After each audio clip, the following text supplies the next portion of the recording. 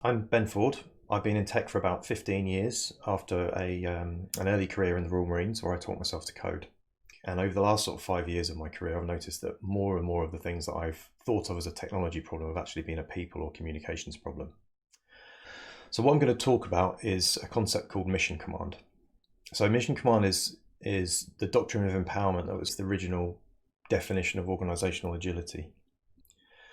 The world of technology adoption is progressing at an exponential rate. New technologies come on the scene now, and they penetrate, almost immediately in comparison to other historical technologies. As technology companies, as startups, we also are able to build things probably an order of magnitude more efficiently than when I first started in the sort of mid 2000s. Nowadays we've got things like AWS, and a part of every technology generation is used to accelerate the next generation that comes. So we need to be able to operate in that same kind of tempo, right? We need to be able to communicate and align our people, and that's exactly what mission command is all about. So mission command is really about distributed decision making. So, if we compare to kind of command and control, the kind of, Tayloristic management type of way of working that most companies still use, we're looking at making asynchronous communication versus synchronous. That's also very important, obviously, in our new kind of distributed way of working. If you've got people working over multiple time zones, in multiple different locations, which is, let's be honest, the norm now, asynchronous communication becomes much more important. Mission command is also much more bottom up than top down. By that I mean that instead of commands and directives flowing from the top of or middle of an organization outwards or downwards, mission command is much more about allowing the kind of sense making of the organization at the edges of the organization where people are doing the work to bubble up, and therefore be a lot more kind of accurate and in sync with the environment. And in that theme, we're really talking about emergence of order rather than imposition of order. I think it's fair to say that the kind of cookie cutter approaches that let's say agile or other management methodologies use, they're useful to a point, but at some point you have to accept that every company is unique and you need to build your own operating system. And it's really about building effectiveness rather than efficiency. So efficiency is when you reach scale. You're working with the factory mindset. You have your operating system in place. The environment is stable. You know what your inputs are. You know what your outputs are. You can afford to make that machine in the middle efficient. But when things are moving very quickly or changing very fast, then actually you need to optimize for effectiveness. So let's have a look at the building blocks then of mission command. So there's been a lot of work in recent times, some great research done on what makes an efficient or an effective organization. That's really what we're aiming for here. We're aiming for effectiveness and fluency in operations. So some of those books would be Accelerate. Google did some great work on psychological safety. So if we just sort of unpack what it means to be effective, right? You can't really have effectiveness without some intuition, right? This is Daniel Kahneman's System 1 and System 2 idea from Thinking Fast and Slow. This works organizationally as well. If you've got a team of people that are cohesive and they understand what they're doing together, there's a certain amount of that cognitive load that disappears because people have this intuition about what the right thing to do is. So that's building block number one. And then there's two kind of building blocks underneath intuition which are related. You have to have alignment, i.e. a very clear kind of sense of purpose and direction of where you're going.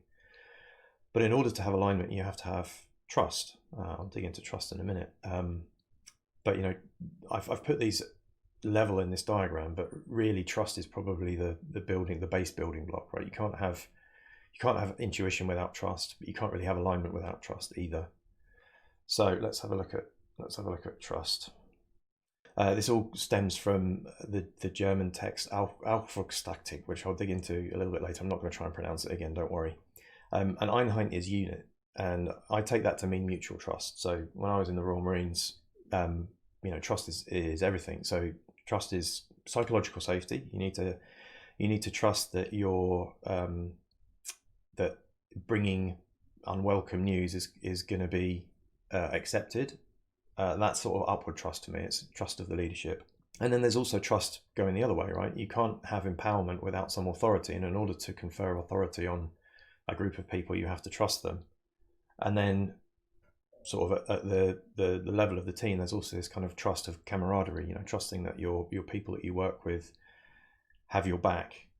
And that's the kind of base of distributed authority and leadership. The idea of all of these kind of military derived books is that you push authority and decision making down to the level where it's needed, where the decisions are actually being made. So then the next level that we talked about was alignment, and that's that German word that I'm not going to try and butcher again. This is mission tactics. So in the military, nothing is ever done without knowing why you're doing it. And this is if there's one takeaway from this whole talk, give people context. Knowing why you're doing something is incredibly powerful, because when things go wrong, as they inevitably do when things are chaotic, it gives you the opportunity to try and find another way. And the military does that by using something called commander's intent, Schwerpunkt from the German literature. It's the critical point, or the main effort of an endeavor, so that when if you're doing a supporting role, if you know what the main effort is and something goes wrong, you can find another way, and that's where this kind of intuition comes in. So General McChrystal talks about this in Team of Teams, which is a fantastic book. I'll dig into a little bit later. It's about creating shared consciousness. So a strong purpose and direction creates shared consciousness, which allows us to have independent asynchronous operations. And then I talked about intuition. This is another German word which I'm not going to attempt to butcher, but it means fingertip feel, right? It's this innate sense of what the right thing to do is. It's orientation. One of the other things I talk about, which there'll be a little slide on in a minute, is the OODA loop. Orientation is everything. It's your mental model of the world and how closely that mental model fits with the actual environment. And it allows you to have empowered execution. If you have intuition about what the right thing to do is, you can go away and take a course of action that doesn't necessitate checking in with your boss, who is probably dealing with multiple other things. So it allows you to kind of remove cognitive load from the people who are in charge. And it also, having that empowerment gives you that intrinsic motivation. Initiative and ownership gives you intrinsic motivation, which is obviously very important as well. I did mention briefly the OODA loop. I'm not going to go into this, but this is a concept from a guy called John Boyd. You may have seen the OODA loop, the simple diagram, which is a circle from observe, orient, decide, and act. But really, this is the kind of embodiment of mission command. And so the intuition is the implicit guidance and control, which allows you to skip the decision part, and it also allows you to have better fidelity about what you observe. So let's just talk a little bit about agility. What is real agility? Not even a big A agile that you read from a book that's Scrum or something like that. That's a kind of prescriptive framework which people follow.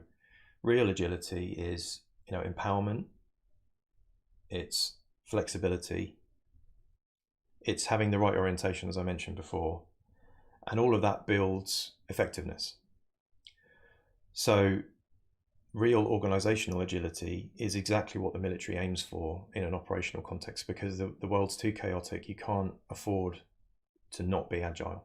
So I did mention Team of Teams, so I highly recommend anyone to read Team of Teams. It's the story of how special forces in Iraq had to change their way of operating because they were dealing with an enemy that was moving too quickly, and this was from the early 2000s. And if anything, the last 5 years has really kind of put the cat amongst the pigeons in the technology space as well.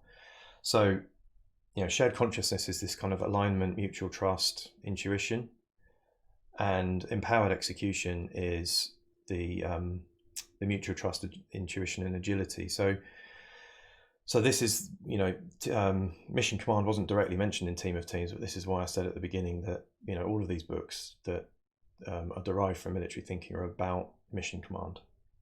The story of Team of Teams is the move from hierarchical top down slow moving command through slightly distributed decision making through to this kind of team of teams idea. And I think almost all of the companies that I've talked to that are growing quickly in technology companies, they absolutely need this kind of distributed cross-functional decision making to be effective nowadays.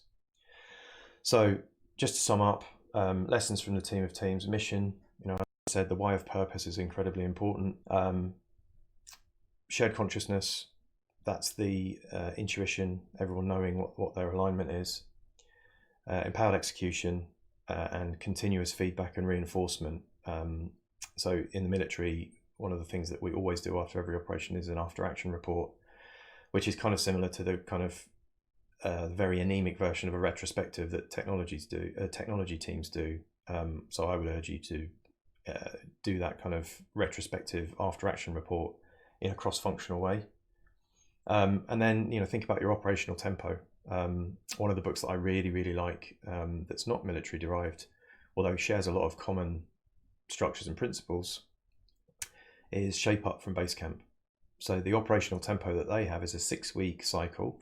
It's not a sprint, in which 4 weeks are the aim. The aim within 4 weeks is to deliver some sort of value, and then you have 2 weeks to kind of reflect and reabsorb what you've learned. And the last thing is, in order to make this all work, you have to push authority downwards, and you can't have that authority without empowerment. Or you need empowerment. Empowerment is what you're aiming for, and in order to do that, you push authority downwards. I hope this was useful. Obviously, hit me up with any questions, any observations. I will make sure there are a bunch of books and notes on this stuff and some of my kind of research notes in the bit down here in the talk, and I hope that was useful.